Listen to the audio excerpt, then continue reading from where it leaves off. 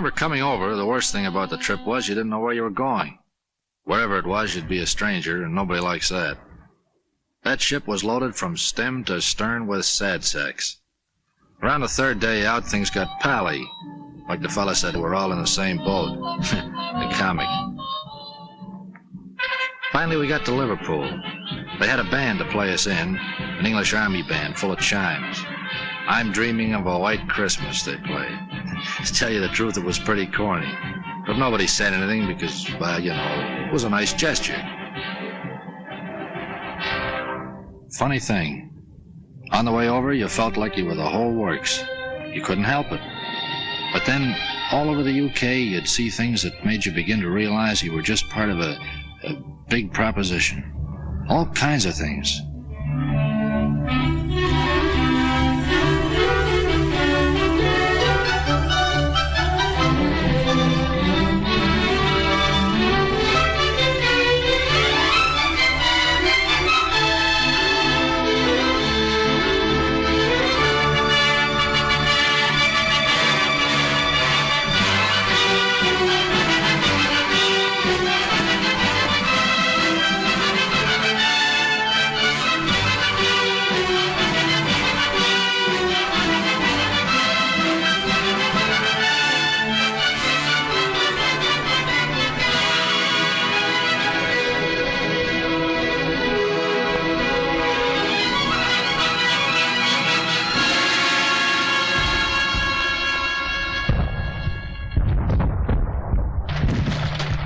I was a pre-med student at Johns Hopkins in civilian life. Now, I do know a little something about anatomy. And I say it is scientifically impossible for the human body to stand up to the training we receive. An absolute impossibility. Muscles and tendons and bone structure was not designed to withstand that battering. Don't ask me how it happens that we did stand up to it. I don't know. It has no scientific explanation. Here, listen to this. Out of one of them army pamphlets. To a young man, soldiering in the army of today offers exceptional advantages and opportunities, such as physical training, foreign travel, sport, and many other facilities which are normally denied to those engaged in the majority of civilian occupations. The majority of occupations in civil life become monotonous, to say the least. But in the army, life is so varied that there is little or no prospect of a monotonous or irksome time. So men were girded for their highest hour, and while they learned the lethal arts of war, in small and secret rooms, the planners met to watch their work mature. Beyond our view, the German, proud and confident, stood calm in deep emplacements on the armored coast. The war was not yet one of men and blood.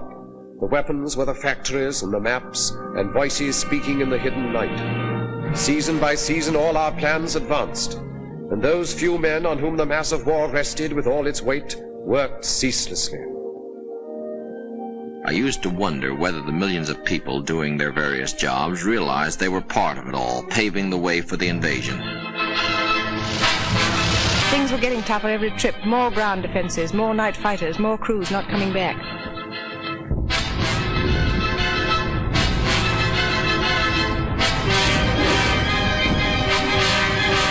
We got away early in the morning. Sometimes we'd see Lancasters coming back. A lot of times we'd stoke up the same targets they did. We beat up aircraft factories, too. It was a deluxe service, day and night, 24 hours a day. We dropped agents over France. Must be awful to risk your neck and have to keep it secret. One-man submarines, torpedo boats, commandos. We used them all to bring back cups full of sand from the beaches for analysis. It had to be quick drying with a solid clay foundation. It would have to support 30-ton tanks. I must have photographed nearly every field in France. The real job, of course, was the Caen area, but I didn't know that, nor did Jerry. We dropped stuff to the Maquis, arms, ammunition, sabotage materials, and so on. Then went over ourselves and taught them how to use it. We built it to specification, but we hadn't the least idea what kind of a gadget it was. The only name it had was Mulberry. It was vital to know all about the Seine Bay and the tides. And we trained the men to negotiate those tides and landing craft. Wearing down German sea power in preparation for the day. Special study of the weather along the Normandy coast. Miles of wire netting for the beaches. 7,200 tons of petrol per day. With an underwater pipeline to carry it to France. A white star is the emblem of liberation. Triple inoculation for all personnel. New ships pouring from the stocks. Old ships adapted. Listening to the German radio output for fresh intelligence. That was just part of the pre-invasion work. By December 43, the plan itself was set, and we took it to Tehran for final discussion. The three leaders approved the plan. Our Russian forces advancing from the east, and invasion from the west. And then the date was set. We adopted first a master plan, and then had to coordinate every last detail of the ground, sea, and air plans. While this was going on, we led off with an air show designed to make the landing points as soft as possible, to batter the German communications, and to make certain we'd have control of the air. It was quite a show. Those airmen did a magnificent job.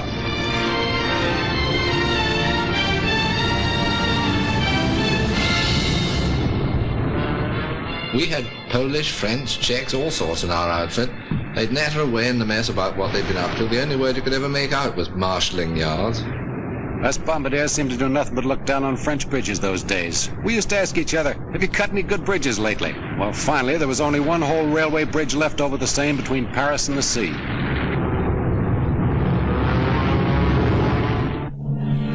Down in the late spring, through the wounded towns of England, moved the mass made by our patience. 2 precious years of plans were put away. The offices were empty. All the maps were rolled up on the walls. What had been paper at last had come alive. Across the channel, aware of our resolve, with cold contempt, alerted Germans stood beside their guns, and reinforcements rumbled from the Rhine. Their generals were prepared, their might was poised. They looked across the heaving sea and grinned. They would reap harvest of us on the beaches, and even death himself would stand amazed. Yet faint across the groaning of the sea came the thin thunder of a massive power.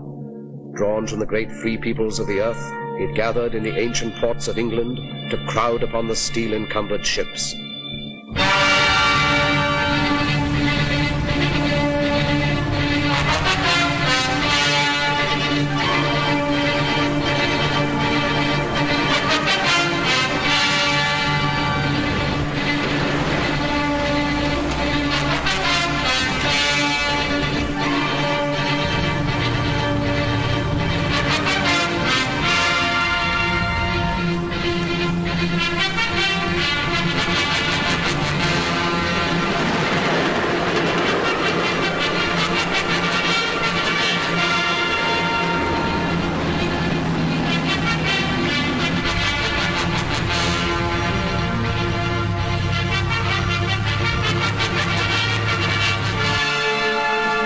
It was a funny sort of feeling marching down to the ships.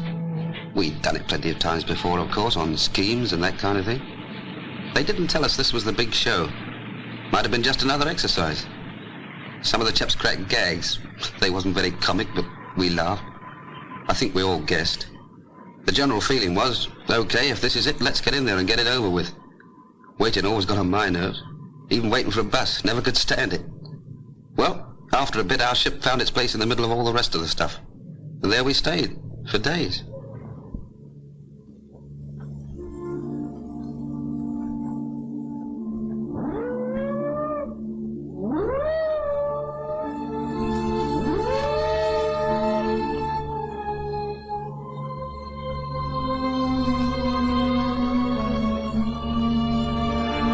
They gave us the final briefing then.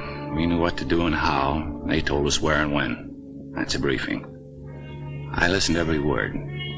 Wrote it down in my head like a record, and it kept playing over and over again. Piece of beach in the morning. Ever since I became a soldier, they were getting me ready for this. Before, there'd been time in front of me, protecting me. Now the time had worn away, and there were only a few hours left. In the morning, I'd have to face it.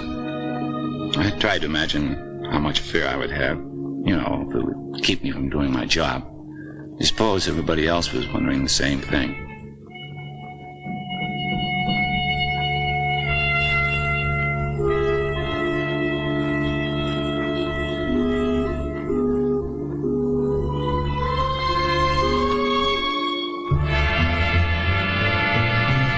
Nobody said anything official, but all of a sudden the ship got much busier. And over the amplifier, the chaplain said he'd be saying Mass at 18:30 hours. Funny, I don't think I ever believed, even after the final briefing, that the invasion was going to come off. Then a voice in the loudspeaker said, "Men who wish to take their anti-seasick pills should take the first one now." That did it.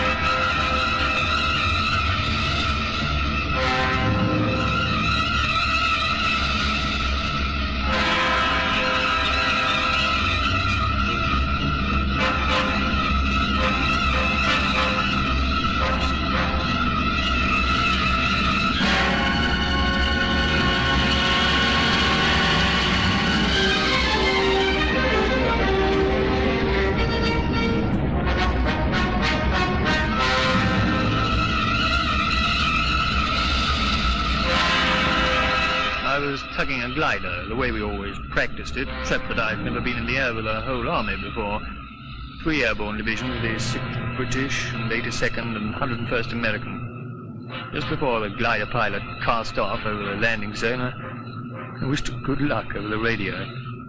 It seemed a sort of inadequate thing to say. As Supreme Commander, let me break in at this point to say just a word about the Navy.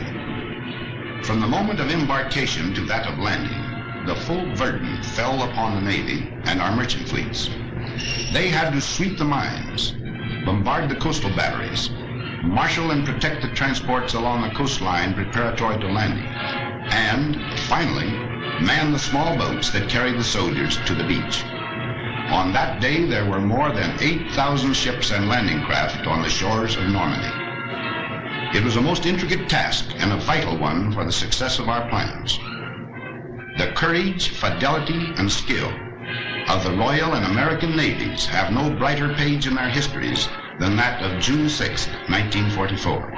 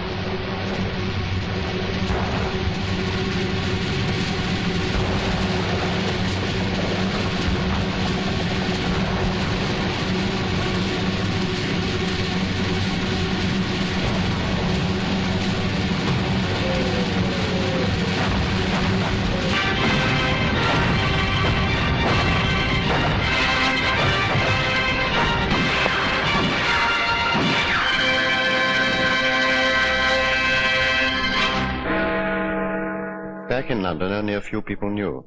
It was a well-kept secret. Around daybreak, we correspondents were called and told to be at the Ministry of Information at 8. Then they told us.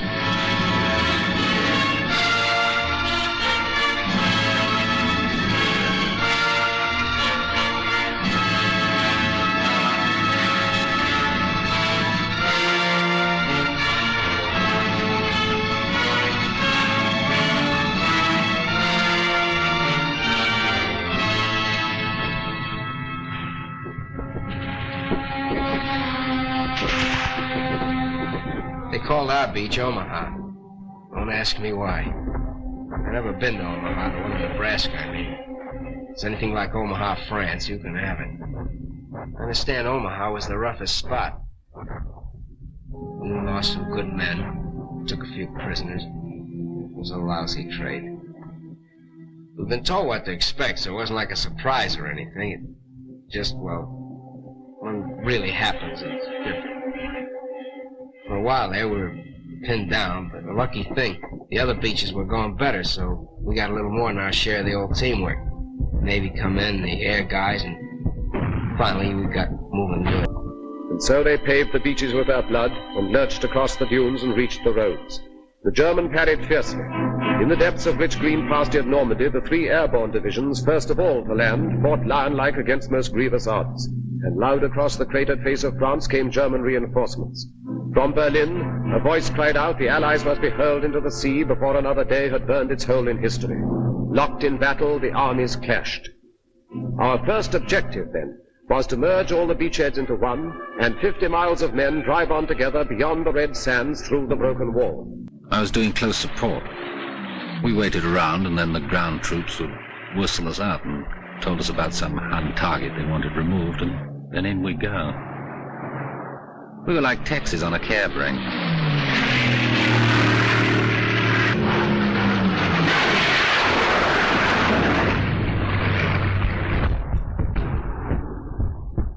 There's something nice about a beach, any beach. You think of a beach, and chances are you'll remember something nice, like a party or a picnic. Pals from the old days, girls in bathing suits. But the one I worked, Utah, looked more like a freight yard once we got going. For quite a while, we brought most supplies right over the open beach, like we'd practiced it and like we'd made up as we went along. We worked a 24-hour shift, ducks, lights, rats, rowboats, all sorts of Rube Goldbergs. The stuff just kept pouring in. Tanks, trucks, food, ammo, guys, millions of things. We didn't think we'd spend 15 days in the same field outside Caen, with the wood behind us and the Germans in another wood half a mile in front of us, and a little empty valley in between, each side mortaring each other all the time. Just meant you had to live in a slit trench, and you got into a routine. The ambulance brought him in late one afternoon. I came over to where he was lying, and he looked up and grinned. I asked him how he felt. He said something about the German with a machine pistol using him for a dartboard. He was quiet and patient and a little bewildered. He'd never been hurt before. He asked how the fighting was going, then he passed out. The doctor came over and looked at his wounds and then swore. Said he had no business to be alive. We put him on the operating table and did what we could. The doctor kept swearing all the time he was operating. We couldn't stop the bleeding. I remember the radio news that night. They said the casualties had been surprisingly light. Then on D+13, I think it was, an onshore wind started up. Not much at first, but it got worse. And unloading onto the open beaches got very tricky. We heard that over on the Yank section, the other harbour had been put right out of action. And when the wind dropped, old Mulberry looked pretty sick. And up to that time, it was the only bleeding harbour we had. At the green tip of Normandy, the town of Cherbourg lay, a harbour for supplies. Our need for ports was vital as our breath. The German knew our lack and swiftly drew his forces into tight defensive groups so to contest the issue. All our plans turned upon Cherbourg. All our strategy waited upon its empty docks and piers. So the Americans, sent all across Normandy to the coast, swung toward the north, impatient for the port. Through hedge and field they carved their heavy way. It got tough when we pulled up on the outskirts of Cherbourg. They had great defenses. Then the artillery really carried the ball. For 3 days we sucked it to them. Sometimes we were pouring in at point-blank range over open sights. Finally, old von Schlieben, the German commander, tossed in the sponge. That's after telling his men to fight to the death. We took Cherbourg on June 25th. Everything was rosy except the harbor we come from. The Jerrys had really smeared that harbor. But right away our guys went to work cleaning it up. And the way they tore into it, you could see that pretty soon it'd be waiting for us fine. Then, well, we fought our way up the peninsula. Now we'd have to fight our way out of it.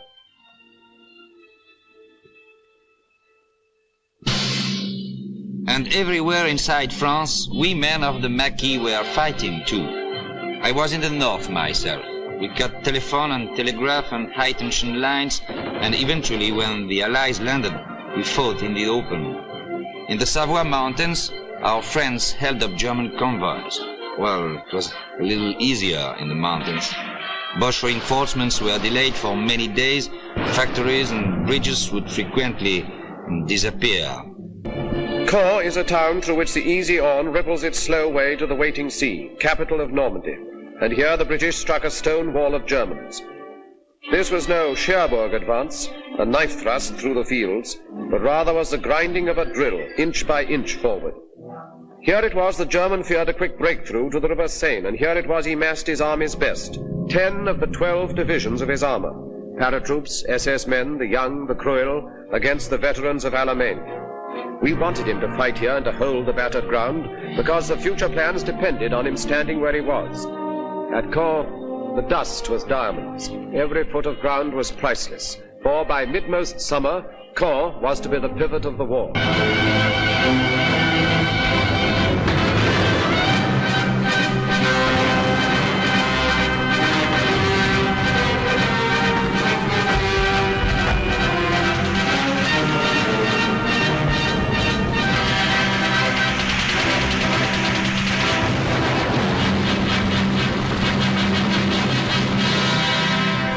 Beyond the rubble and the dust of Caen, the Empire troops kept up their endless pressure. The German did not dare to disengage, but fought with all his cunning and his strength, still unaware of what we planned for him. West by St. Lo, the base of his defense, Americans were poised and bent to fire an armored arrow that would set alight the flame of freedom through the whole of France. But till St. Lo was seized, the arrow waited.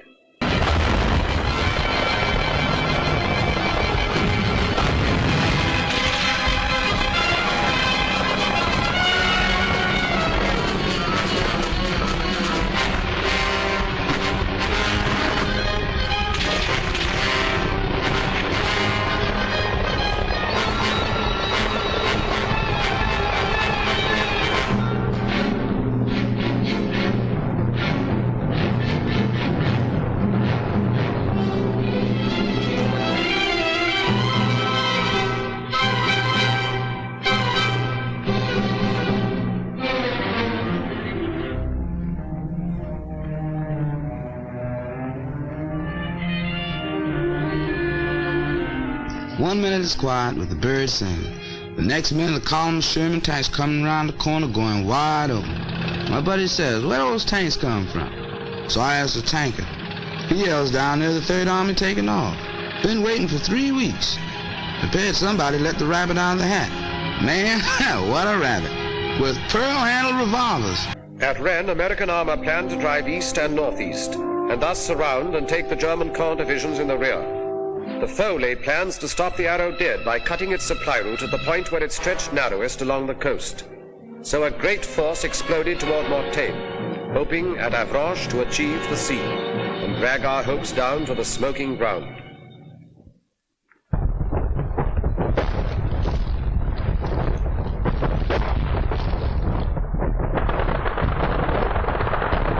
There's a lot of places I'd rather talk about than Mortagne. That's where I got hit. We've been going great up to there. Some of the guys had even been singing, harmonizing. And then that first German artillery caught us. When I heard them screaming up ahead, I thought, geez, I'm glad they're on our side.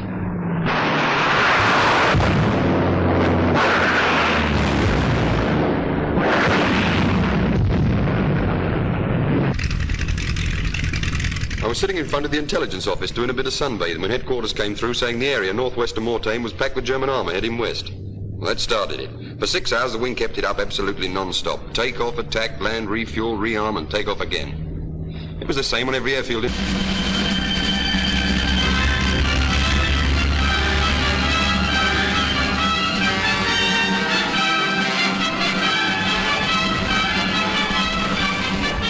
3 days it lasted. Every kind of soldier was in there and every weapon. For me, it was just eating and smoking and loading at 105. No sleeping. Then things quieted down and the word came back. We stopped them cold. Everybody felt like celebrating, but that was a tough order out there. I tried drinking a whole bottle of cough medicine. It worked fine. I got stiffer than a plank. The counterattack, which took us by surprise, still did not hinder our deceptive plans, for down from Caen the foe had drawn a force and left his north flank weakened. Now the stage was set. Toward Falaise swept the Empire troops together with the Poles. The German heard behind his back American armor churn toward Argenton. Outgeneraled and outfought, he found himself within a closing trap.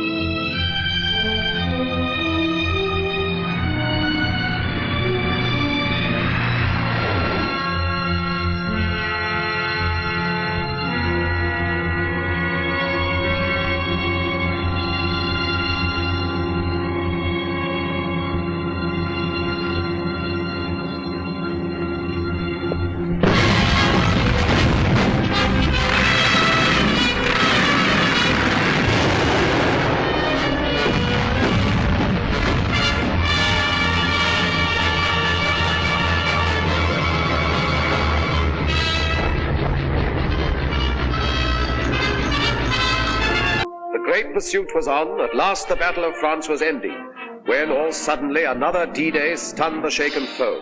2 armies struck, American and French, along the broad-beached southern coast of France. Then north the 2 new armies rolled like waves to join the forces moving on the Reich. Beyond the Seine, where from 100 sites the Germans launched their flying bombs and brought death and destruction on the English towns, our valiant armies went about the task long since assigned them. Toward the Reich frontiers, Americans advanced. Against the ports hugging the Channel, garrisoned in force by desperate foes, Canadians were sent. And in a thunderous sweep, the British armor surged toward a waiting Brussels.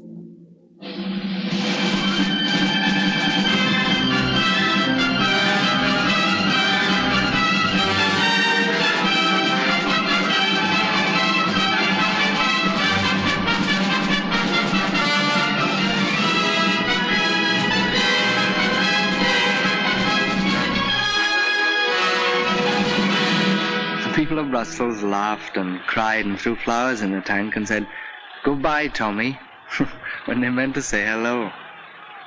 Man, they were happy. I suppose they were no longer afraid.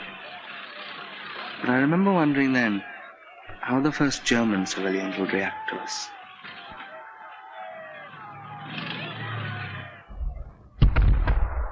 I remember one day we were coming across a big flat field. Didn't look like nothing special. I hopped a barbed wire fence, and a guy says to me, "Guess what?" So I says, "What?" So he says, "You're in Germany. There's a sign over there says." Then like a dope, I thought, well, it won't be long now. I won a quid over the fall of Paris and 10 bob on Brussels. And I had a fiver on it being over by October the 1st. I remember the point system for getting out of the Army came out about this time. I began to think of that great chalk-striped double-breasted suit in the mothballs. I was in the 7th Army coming up from the south of France. One day a lieutenant said, "Take a ride with me. I got some prisoners for you to guard." "How many?" I says. "About 20,000, he said. A whole German division had surrendered." We Canadians were advancing in the north, and one day we came across a thing I'd never seen before. I guess it's a flying bomb site, the officer says. Well, that really made me feel good. The prisoner told us the newest Jerry gag.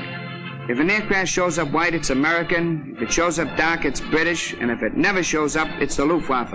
Every time they sent me along the supper forward switchboard and I got my earphones on, I found out that the rear switchboard had leapfrogged 5 miles ahead. I wrote to the old man in St. Louis. He owns a men's store. I told him he'd better cut prices on GI neckties and socks if he didn't want to be stuck with a lot of military apparel. Someone asked the Sergeant Major what he thought the chances were for a spot of leave. "Don't you worry about leave, lads," he says. "We've got the Japs to finish yet." Regular soldier, of course. Keen. It was a terrific feeling crossing the German border. We were sure nothing could stop us.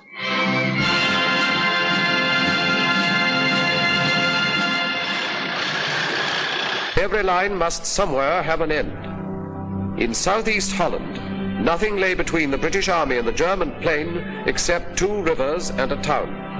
And so we made our plans. To send an airborne army down to seize Eindhoven and the bridges at Nijmegen and Arnhem, then to hold them for the force that would sweep up like thunder from the south. Thus, where no line existed, would the Rhine at last be crossed in force.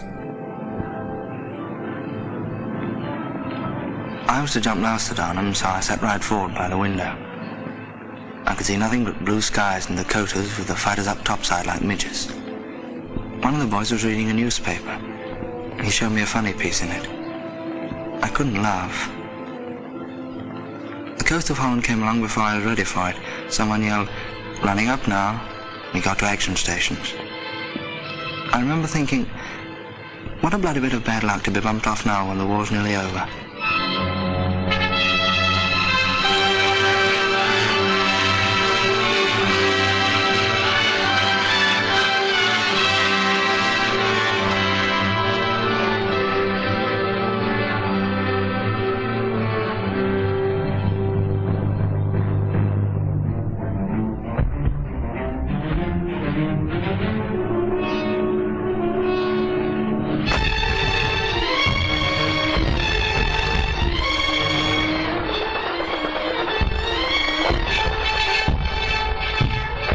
The Lineys drop at Arnhem and we come down and go to a place called Eindhoven, Holland.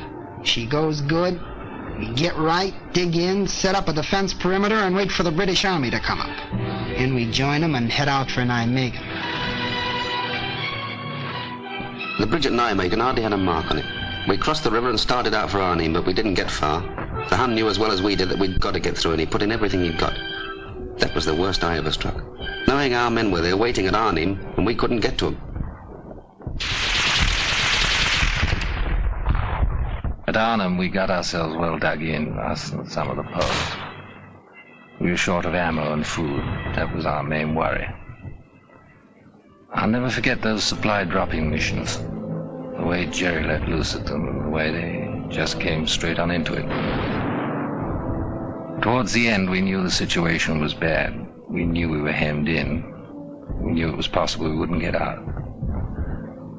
More than anything, I remember the way everyone behaved. Men you knew as the toughest fighters became gentle, kind and considerate to each other. I knew a lot more about men after Arnhem. The guns died out in Arnhem. Then we knew the greatest gallantry was not enough to cross the final bridge. And now no choice remained to us. Direct assault against the Siegfried Line would be the only way to carve our corridors into the Reich. But first a port was needed for supplies. Antwerp we had, but thundering German guns controlled the 30 cold miles of the Scheldt from Antwerp to the sea. The docks were still, the winches silent, all the ports lay dead, a useless city severed from the sea. It would stay dead until we cut a way through the grey Scheldt. So the battle formed to free the estuary for our ships. I covered that battle for the Associated Press. I only wish I could have written the story with the greatness of the men who fought it. It was vicious and fearsome fighting all the way. The Canadians and the Poles clearing the south bank of the river, the Royal Navy and Marines and Norwegians charging knee-deep in blood and water into the mouths of the 9-inch shore guns at West Capelle. It was the kind of fighting that makes legends. And the minesweeping of the Scheldt afterwards. It was the greatest operation of its kind in history. The cost of that first ship into Antwerp harbor was the lives of thousands of our bravest men. I reported it as well as I could, but their memory deserves more than words.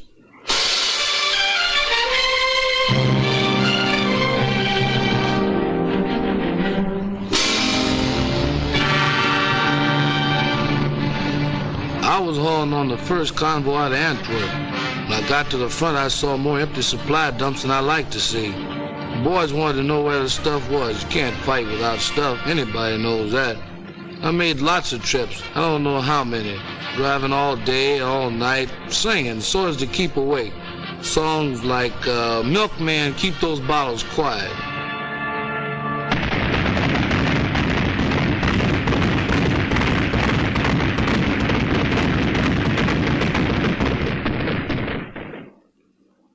My job was to see to it that they had a new toothbrush and a cot, maybe a book to read when they came over from the east bank to the west bank of the Moselle for a little rest. We brought them over one company at a time because that was all the regiment could spare from the line at any one time. Somebody had tapped them on the shoulder and said, "All right, boy, you're going back across the river for 24 hours rest." And here they were, where they could rest. They just couldn't believe it. Here they were for just 24 hours without war. Everything was down to essentials, counted out like dollar bills through a teller's window. One night's sleep, one day's hot meals, one clean change of underwear, one clean pair of pants, one shave, one hot shower, one movie. I used to wonder what was the best of that day. Was it the chance for them to write home, a hot shower, or that long-legged girl on the screen? Whatever it was, all of it was over by morning. They were going back with their one clean suit of underwear, the hot shower, the clean shave, and the good night's sleep. Back across the Moselle to their holes in the ground. And the shells. By that time, we knew we were going to see a winter campaign. There was no way out of it. The Germans were dug in and they were tough. And it was plain that until we got a lot stronger, we weren't going anyplace. The squadron was operating whenever it could. There wasn't a lot of flying. We were iced up and fed up. Suppose you're having a swell time in Paris, my cousin wrote me. With all that perfume and silk stockings and that champagne. They called our end of the line south. We were in the Vosges Mountains with the American 7th Army.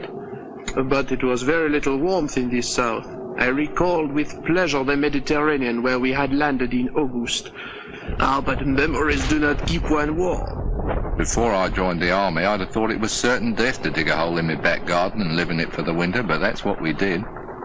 The sergeant said, "Well, squirrels do it every year." Yes, I thought, but they don't man machine guns as well. There was no heating in our Brussels office. I put on so much under my uniform, they called me the bundle from Britain. I never smoked before, but pretty soon I found myself smoking as high as a pack a day. I worried about that old law of percentages. My company was melting away. You'd look up one day and be fighting alongside a stranger. It was a lonesome feeling.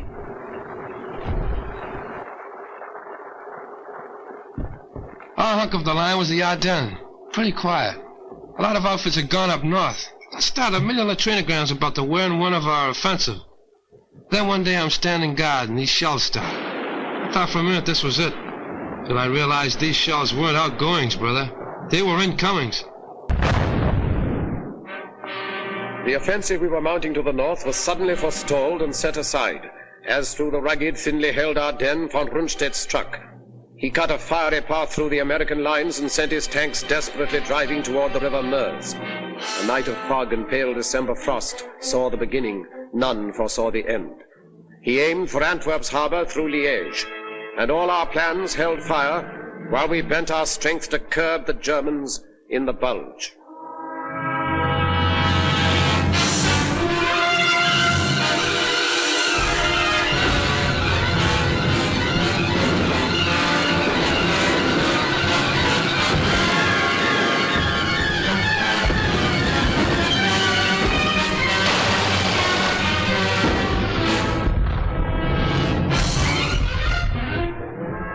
One night I was a replacement in England playing shove halfpenny in a pub. The next day they shoved me in an aeroplane, and that night I was fighting Germans and being kicked around. I don't know about the other outfits, but mine was being cut to ribbons. They were dropping all around me. The thing that still sticks in my head is the medics. The only weapon they had was a needle, but they were around right where it was the hottest. You'd hear that yell, medic, medic, and they'd always be there.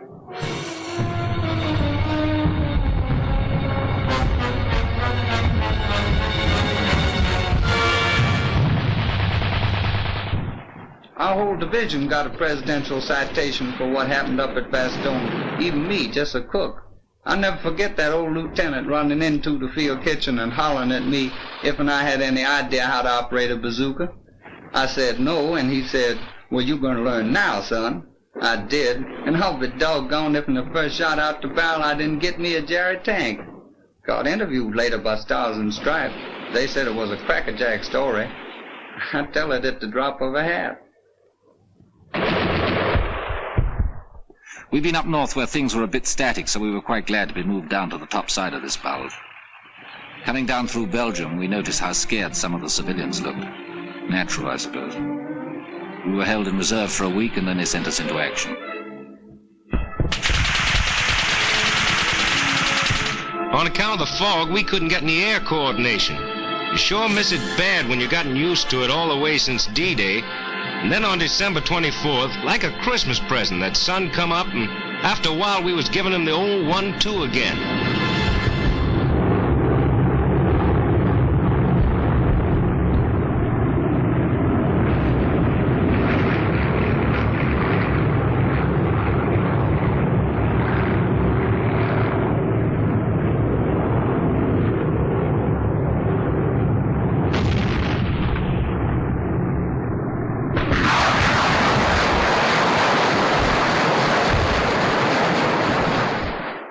We stopped them dead, finally. It cost us plenty of men, but we stopped them. And we started moving ahead again. The rest of us.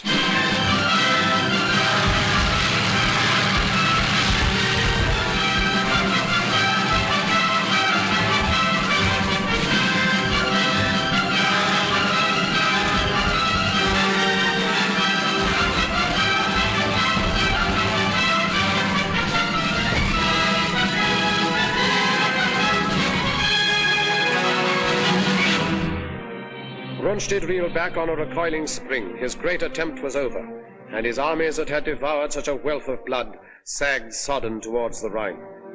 At Yalta then, while dire explosions shook the German fronts, the three great architects of freedom met to fix the final blow and plot the peace. And even as they met, we moved to act upon our strategy. We wished the foe to stand and fight upon the western bank of the Grey Rhine. For there we could destroy him, outside his fortress, open, unprotected by any bridgeless river. Down we cast the gauntlet, challenging him, stand and fight.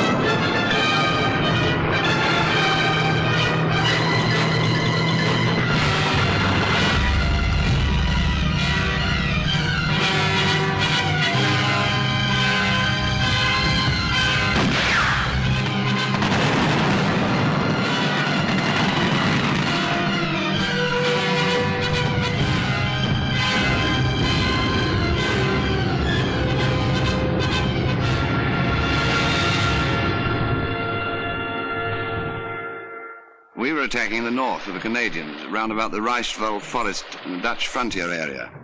It was wet and filthy. They nicknamed our army commander Admiral Creerer. Well, anyway, the enemy put up some very stiff opposition. But actually, this was just what we'd hoped for. It showed that Jerry's emotions about fighting for every foot of his beloved fatherland were getting the better of his sense of strategy. And every German killed on our side of the Rhine was to make it easier for us on the further bank.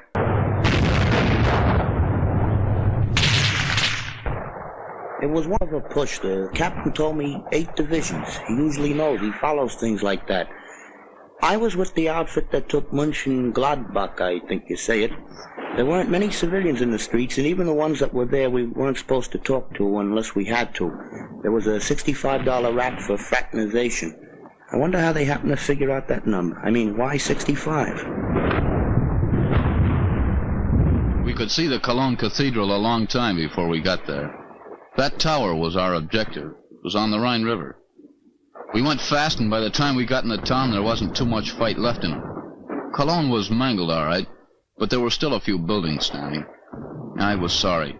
I thought of those French cities. Flattened. Anyway, we got our objective. Now we had to cross that river.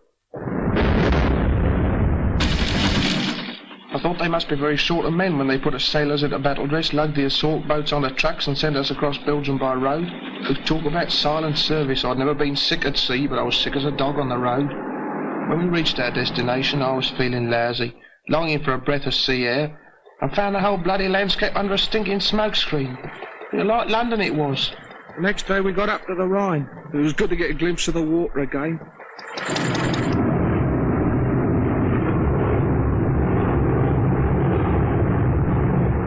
Our Air Force has given the old lumps on the east bank of the Rhine, but I was still nervous. The Germans had blown the bridges and we knew the crossing would be amphib. When I'm nervous, I get off my feet. For 2 days before that crossing, I couldn't eat nothing but a couple of Milky Way bars. It was going to be D-Day all over again. Dangerous. A miracle. There it was sitting there, big and black. I'm no architect, but to me that Remagen Bridge was the most beautiful bridge in the world. In the Army, when things go as per plan, that's wonderful. But when they go better than planned, then you figure the chaplain's working overtime. It was a break getting that bridge, and we cashed in on it. And the first guys over the river were over in style. The watch on the Rhine was finished, washed up. For to coin a phrase, kaput.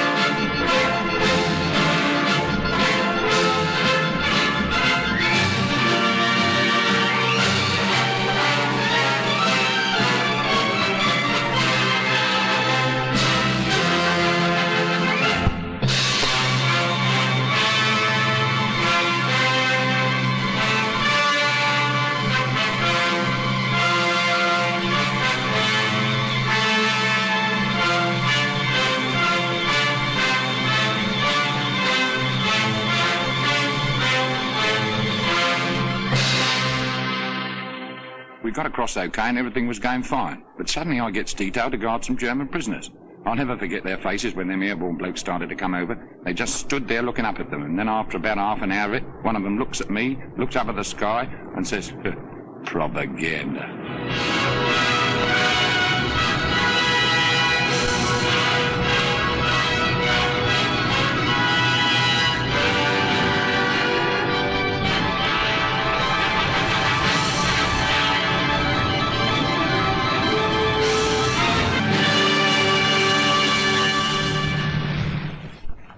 The Ruhr Pocket was the first big objective across the Rhine. We and the heavies sealed it off, then the ground forces wrapped it up. After that, they exploded in all directions. Cut the Jerry armies up in pockets, then take them one by one. That was the program. The Third Reich was being carved up like a Christmas turkey. Chasing the Boche was getting a little bit monotonous. We hardly ever saw him, only burning houses, a few shells, and occasional sniper's rifle shot. It was a silly kind of defiance, I thought. Then one day the routine was broken. We came across a prisoner of war camp, other ranks, Yanks mostly. They went mad when they saw us, screeched Red Indian war cries, pummeled one another, and asked what the news was. I seemed ashamed to tell them when they were so happy. Well, there was nothing for it. I told them. President Roosevelt died yesterday afternoon, I said. You should have heard him quieting down. For once in this campaign, they all felt as though they'd suffered a major defeat. I'd have liked to have stayed there, talking to them, trying to cheer them up. But we had no time to lose. Jerry only had a few hundred square miles of earth left to scorch. Our job was either to hurry him up or scorch it for him. When an army gets to moving in a hurry, that's where air transport comes in. We'd been flying in the stuff along with the British Transport Command since D-Day. And towards the end, they seemed to be moving faster on the ground than we were in the air. As pocket after pocket of the foe fell, our hopes rose higher than the soaring flames that marked the broken towns of Germany. In Italy, 1 million prisoners came in, as with a single sudden blow, the German power was smashed. Then our tanks drove through the southern mountains, where the foe had hoped to make his furious final stand. The Russians took Berlin and cut the heart from Hitler's empire. And he himself, who planned to rule the earth from pole to pole, vanished like smoke among the falling walls. Upon the green banks of the River Elbe, we waited for the East and West to meet.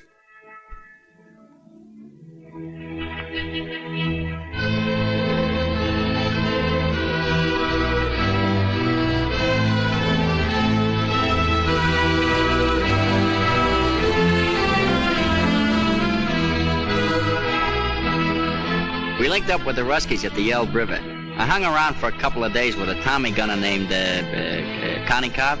He didn't know any English, so I taught him to say my aching back, and he taught me tovarish. That means comrade. We drank toast to Lend-Lease and had a million laughs. Then old Konikov found an interpreter and gives a toast to the great American soldier. That stopped me. We did all right, but I don't like to think where we'd have been without them.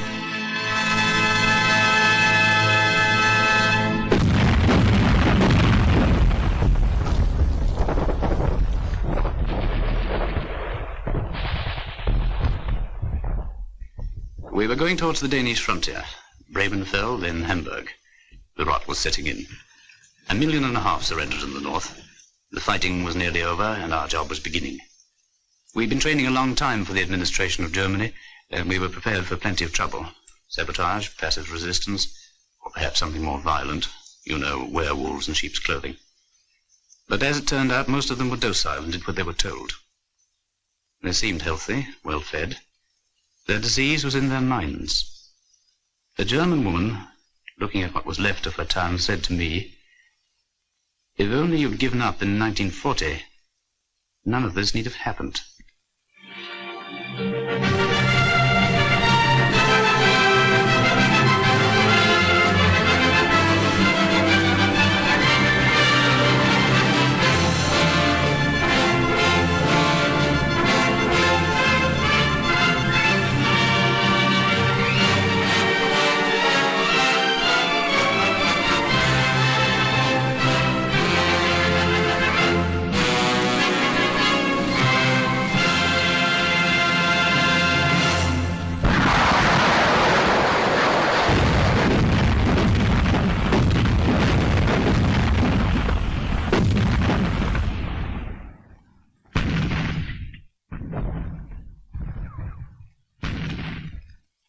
At 1 minute after midnight, May the 9th, 1945, the guns stopped. D plus 337. Now it starts. All the arguments about who won the war. Well, here's what I say. That no country on earth could have won it alone. So what does that mean? That anybody who wants to take a bow by himself is not only boasting, but nuts. I spent 4 years in the infantry, and I saw my share. During that time, I only met 3 men that liked to fight, and they were a little cracked. But it had to be done. Now that it's over, I feel good, except for one thing. All this talk about World War III. These big pessimists that talk so easy about another war just didn't see this one, or enough of it. We watched them bringing in some high-up prisoners, quite ready to be friendly, some of them. I was thinking of fellas I'd known who'd bought it. Crashed, shot down, missing. Right through from the Battle of Britain. I remembered their faces, or some joke they'd played, or maybe just the way they laughed or something. There seemed to be such a lot of them, I remembered.